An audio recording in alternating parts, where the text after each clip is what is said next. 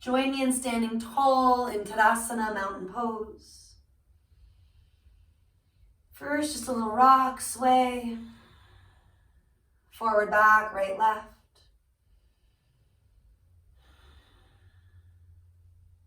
Maybe hands at your heart center, thumbs toward the sternum, fingers bright. A little separation of the inner hand, the inner palm, if that's needed, just pressing finger pads. Lick your lips, swallow. Maybe shrug the shoulders and release on the next exhale. One more breath in through your nose. Flutter it out or just sigh it out through the mouth. Let the arms release now by your sides, keeping that space you're cultivating. Bringing the breath with you. Inhaling, sweep the arms up. Swan diving, exhale, we take it down. Inhaling to the half lift. Just stepping it back, walk to plank. Holding in this plank for the inhale, knees could come down, making life a little bit easier for now. Shift forward, draw the elbows in and back, and do lower toward or to the floor. For most of us, cobra. If you'd rather rise into your up dog, you could. And then do take it back, down dog, or still modifying. Puppy dog, child's pose. A variation more than a modification, something like dolphin stretch. And at this point, just another breath or two before we take it to the top of the mat. We'll do it all again, relatively slowly, but starting to link breath with movement, as is mindful for you today. Hips reaching back. Look forward, step or float. Inhale halfway. And exhale, we release. Inhale, come all the way up. Exhale, hands come all the way down. Inhale, reach the arms. Diving forward, frame your feet. Inhaling, send the crown forward, traps back. Let your other foot lead, walk into that plank, highly recommended. Taking the inhale, shift forward, elbows graze the ribs, lowering halfway or still all the way. And maybe cobra, maybe lift the thighs, take it to up dog. You can linger. At this point, you're already on your way to down dog or one of those alternatives. Happily doing puppy dog as a reminder that it comes with different variations, different ways to stretch, to surrender. Getting still for at least a breath or two in that process. Eventually high on tippy toes, look toward hands. Step or jump. Inhale, chest out. Exhale, let's melt it in. Rising on the inhale, do come up. Releasing with the exhale, hands are coming down. Inhaling, take the arms up. Swan diving, take it down. Inhaling, chest forward. Stepping, if you really want to jump, you can jump. That strong transition, elbows are springy and lower. Inhale, push through the palms, the feet to rise. And exhale, do take it back. This time walking hands to feet once again. A little shake of the head and neck. And you can roll from here, take a few breaths, climbing your way up. Adding a shoulder roll, loop them back. Pull the heart forward and through. Arms reaching out and up. Right hand to left wrist, side stretching, going up and over. Taking that gaze down, forward or up. Of course, changing the arms if there's something better, like supporting your head, your neck. Ease your way through center, Urdhva Hastasana. Switching sides, root and rise. Helping clear the stuff that is not serving you. by stretching the intercostals, the muscles that line the ribs, making it easier to breathe in, breathe out. To invite prana, life force to flow, let's lift the belly, the heart, maybe the gaze. One more inhale. Exhale, dive forward from there. Inhaling halfway. And exhale, drop the head and fold. Root to rise, stand up. Exhaling, hands come down. Taking an easy twist, we inhale, reach the arms. Opening to the right, chest broad, fingers are bright. Inhale, reach up. Twisting left, chest broad, fingers bright. Inhale. Diving forward, exhale, take it down. Inhaling to expand, lengthening everything out. Exhale to contract, folding everything in. Inhaling, take it out. Exhaling, hands come down. One more time, similar, a little different. Inhale, reach. Twisting to your left first. Inhale, reach. Twisting right. Inhale, reach. Lengthen, and then at the last moment, you fold. Inhale, expanding, chest out. Exhale, melting, drop in. Rooting and rising, let's take it up. Allow your hands to come down. Big breath in. Let something up and out. And then maybe get your blocks. Stand with your feet wide. Having those blocks in front of you just in case you want them, need them, etc. Meter to a meter plus, feet are parallel to each other. Taking the arms out and up. Springiness to the knees and lift through the quads. You inhale. Exhale, dive forward and down. Now I'm attempting to mirror you. My right hand plants. Shoulder over wrist. My left hand is at my lower spine. Now my pelvis might get involved a little bit in the twist. That's okay. Let most of it come from the mid and upper back. Pressing the inner shoulder blade to the chest. Lean the head, the upper back as you scoop the heart, the bottom ribs forward. And maybe you reach, adding that cherry on top of this star pose, if you will. Last couple of breaths, rooting and rebounding. Maybe revolving, twisting a little further. You can always be high on fingertips in that bottom hand as well.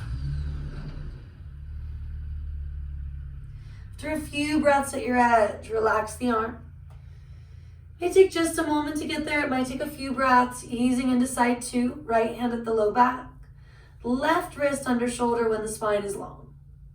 Revolving with each exhale, noting we tend to want to really dip from the hip. And while it's okay to let them move with the body, we don't want to injure that region by forcing it to be completely still. It's not the primary mover. It's coming from just below the belly into the mid-upper back. The tip of that left and right shoulder blade are moving forward.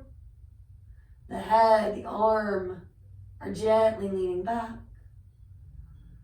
Rescan from the feet to the crown, creating maybe just a little more space, more mobility where you can. And then release your star. This time release your head and neck, and you can just kind of shake it, hang it out. You could also build a little yoga statue and prop the crown. A little bending, re-extending of the knees, swaying of your hips, all welcomed.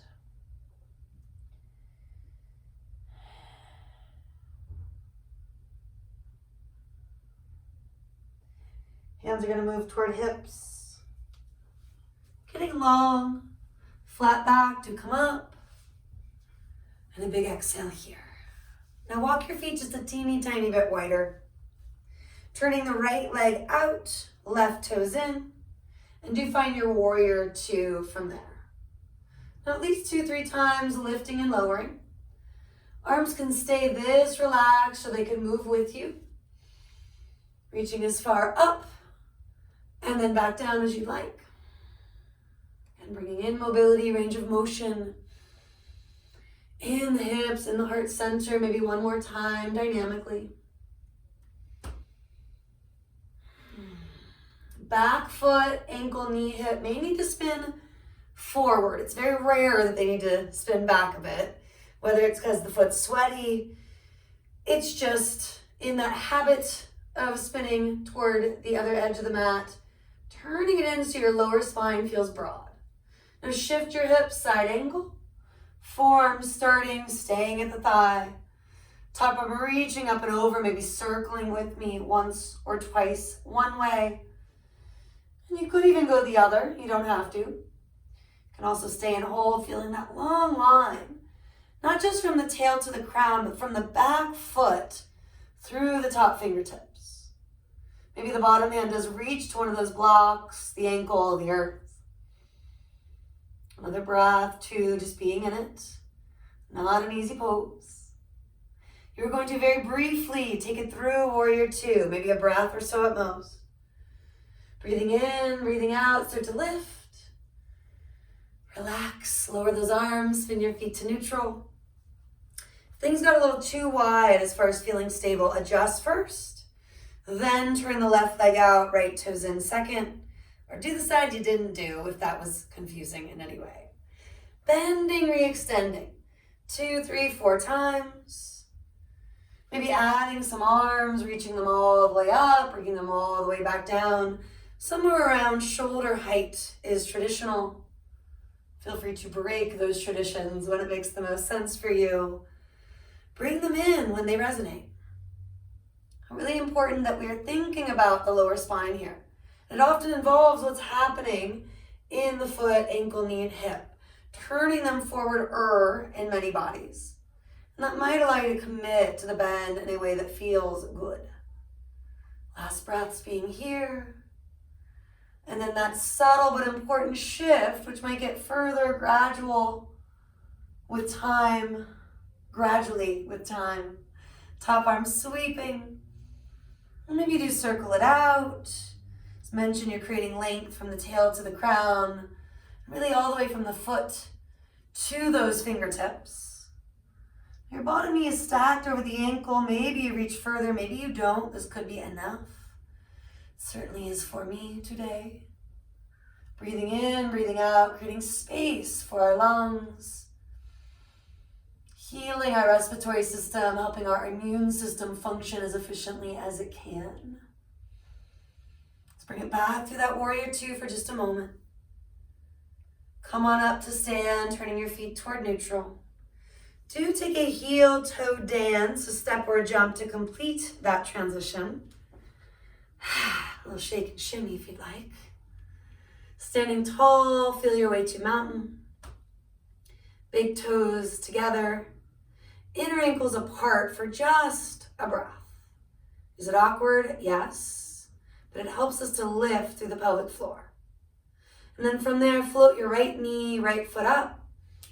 You can do the low tree with foot at inner thigh, calf. You can reach for it, hike it on up to the inner upper thigh, right below the torso. Firm your foot to your leg to your foot. Maybe take Gyan Mudra, thumbs, first fingers ceiling. And we can extend our branches, breathing through the difficult moments.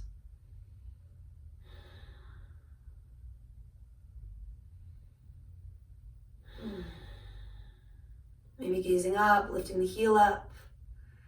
A reminder, it's okay to fall, it's okay to be adventurous with your practice. Do maybe stand closer to a wall if it becomes a bit of an issue. And if you timber on down, that's okay. If it's more of the controlled release, wonderful. Working toward balance, maybe you start with, again, big toes touching, inner ankles apart. A way of helping to engage and wake up the pelvic floor. Shifting, you're going to pick up that left knee, left foot. Maybe it's to the lower leg, the inner upper calf. Maybe you're going as high as the inner upper thigh. Hands can again move to a mudra, a seal that resonates with you. There are several in this pose. Taking that time to find something that is calming, that allows you to come back to your breath. Maybe that allows you to come back to your balance physically. Will definitely calm you more emotionally. probably more important than physical balance. And again, if you timber on out of it, it's okay. Can you breathe through that? Can you find your way to Tadasana? Maybe feet a little wider this time. That more controlled transition if you're with me. And then we all shake and shimmy it out. Move any props that are in your way. Bring it back to Tadasana, mountain pose. Do take at least a shoulder roll. Inhaling, arms to the sky. Diving forward, exhaling, hands to the earth. Inhaling, chest forward, shoulders glide back. Stepping or jumping, yogi's choice. Maybe it's chaturanga, maybe it's not. You can always cruise right on back to a down dog.